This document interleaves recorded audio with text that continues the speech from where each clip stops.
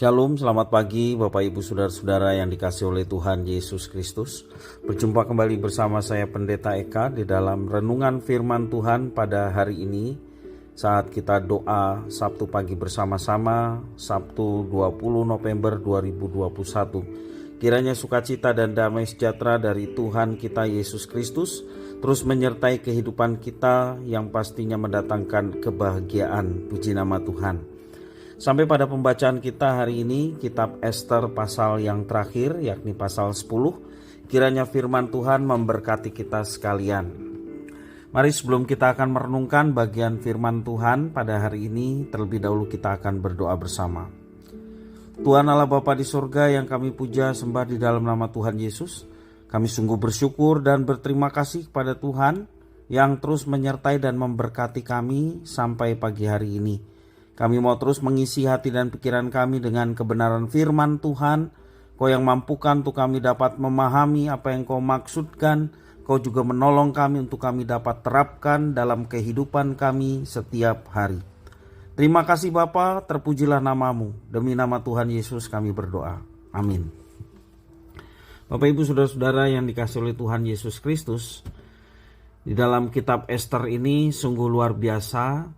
Seperti saya katakan dalam renungan beberapa hari yang lalu bahwa dalam kitab Ester ini tidak ada kata Tuhan atau Allah yang muncul. Ya, tetapi karya Tuhan tidak tersebut, tetapi sungguh-sungguh nyata.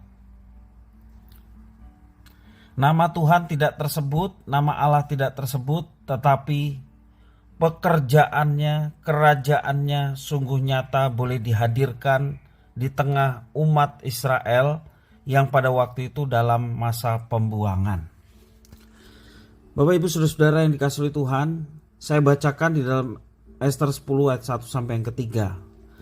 Maka Raja Ahasveros mengenakan upeti atas negeri dan daerah-daerah pesisir juga segala perbuatan yang hebat serta gagah dan pemberitaan yang seksama tentang kebesaran yang dikaruniakan Raja kepada Mordekai.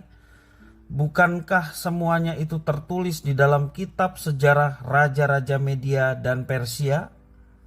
Karena Mordekai orang Yahudi itu menjadi orang kedua di bawah Raja Ahasveros, dan ia dihormati oleh orang Yahudi serta disukai oleh banyak sanak saudaranya.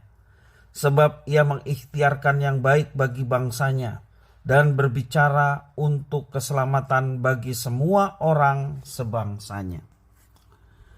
Oh Ibu Saudara-saudara yang dikasihi oleh Tuhan, melihat gejolak yang sering kali terjadi pada pemilihan kepala daerah di negara kita, seringkali menunjukkan bahwa masyarakat kesulitan untuk memilih pemimpin yang terbaik. Ada banyak godaan yang disampaikan sehingga suara rakyat menjadi terpecah-pecah. Padahal baik atau tidaknya pemimpin daerah bukan dilihat di awal, melainkan dinilai setelah masa baktinya selesai. Baik pemimpin daerah juga pemimpin bangsa seperti presiden, wakil presiden. Seorang pemimpin yang baik tentulah besar jasanya kepada bangsa dan rakyatnya. Kalau itu tidak muncul, justru menimbulkan kekacauan bagi bangsa dan rakyatnya, apalagi ketidakadilan terlihat jelas, maka dia bukanlah pemimpin yang baik.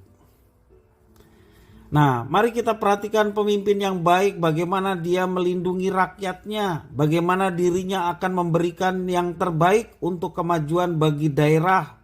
Kalau itu seorang pemimpin daerah, sebagai pemimpin bangsa, bagaimana dia memberikan yang terbaik bagi bangsa dan negaranya. Jasa-jasanya itu yang akan selalu dikenang.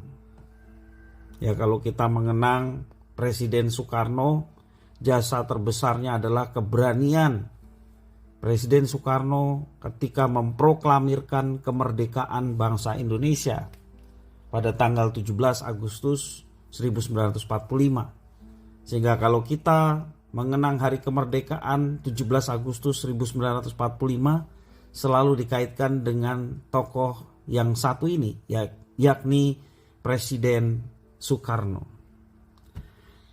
Bapak Ibu Saudara-saudara, kalau kita kembali kepada teks kita di dalam kitab Ester, Raja Ahasveros termasuk raja yang dikenang baik oleh rakyatnya.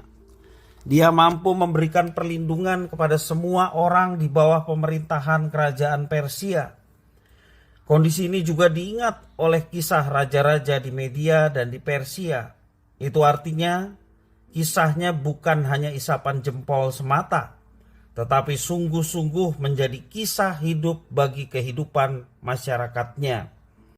Dia tidak hanya mempercayai bangsanya sendiri, bahkan berani memberikan kewenangan yang besar kepada bangsa terjajah seperti bangsa Yahudi ketika dia mengangkat Mordekai sebagai orang yang dipercayanya, bahkan dikatakan menjadi orang kedua di negeri Persia itu.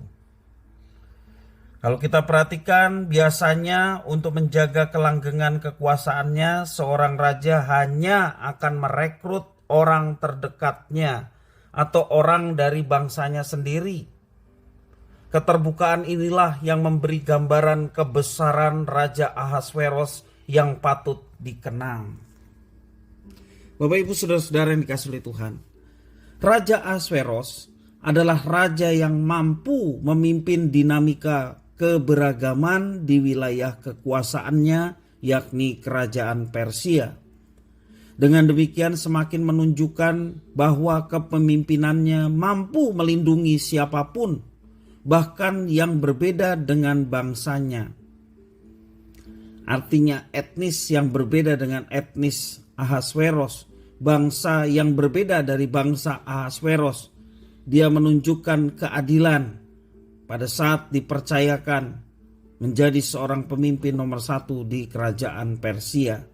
Ia memiliki kemampuan juga untuk mewadahi siapapun. Inilah citra pemimpin yang seharusnya dihadirkan dimanapun. Seorang menjadi pemimpin karena memiliki kemampuan mendengar masukan dari rakyatnya. Jadi pemimpin besar adalah pemimpin yang memiliki kemampuan untuk mendengarkan masukan atau suara dari rakyatnya. Dia mampu membangun soliditas dan merawat solidaritas antar bangsa dan antar etnis. Semoga kita juga dapat menjadi pemimpin yang mengayomi, tetapi juga tegas dan benar dalam kehidupan kita. Bapak Ibu Saudara-saudara yang dikasihi oleh Tuhan, mari kita juga berdoa khususnya untuk ke depan 2024, di mana ada pemilihan presiden dan wakil presiden yang saat ini pun kita boleh merasakan gejolaknya. Ada partai-partai politik yang berusaha mengusung nama-nama tertentu, padahal masih jauh. Tapi tidak salahnya kita juga berdoa supaya kita mendapatkan pemimpin yang bisa mengayomi seluruh masyarakat Indonesia, seluruh kebinekaan yang ada bisa dipersatukan. Kita membutuhkan pemimpin yang seperti ini. Pemimpin yang mampu membangun soliditas sebagai bangsa Republik Indonesia. Demikian juga merawat solidaritas antar suku bangsa dan antar etnis yang ada di tengah bangsa Indonesia.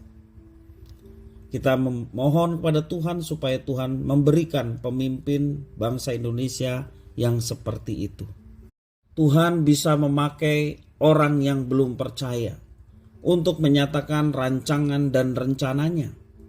Karena itu mari kita meminta kepada Tuhan pemimpin yang sungguh-sungguh dapat memberikan dampak yang baik bagi kemajuan bangsa ini dan juga kesejahteraan bagi seluruh rakyat Indonesia. Itulah doa kita. Mari kita akan mengucap syukur atas firman Tuhan hari ini. Tuhan Allah Bapa di surga, kami bersyukur atas firman-Mu. Engkau mampukan kami untuk kami dapat terapkan dalam hidup kami. Khususnya kami terus mendoakan para pemimpin kami, pemimpin bangsa, baik di tingkat pusat maupun di daerah-daerah. Karena itu Tuhan, siapapun pemimpin yang saat ini sedang menjalankan roda pemerintahan, kami mau turut mendukung, mendoakan. Diberkati kiranya mereka dengan kesehatan, kemampuan untuk mengatur, mengelola bangsa ini dengan baik, mengayomi masyarakat, tetapi juga pemimpin yang tegas dan benar, sehingga kehidupan bangsa ini semakin hari semakin lebih baik. Terima kasih Tuhan atas firman-Mu. Mampukan kami untuk kami dapat terapkan dalam kehidupan kami setiap hari. Terpujilah nama-Mu Bapa, demi nama Tuhan Yesus kami berdoa. Haleluya. Amin.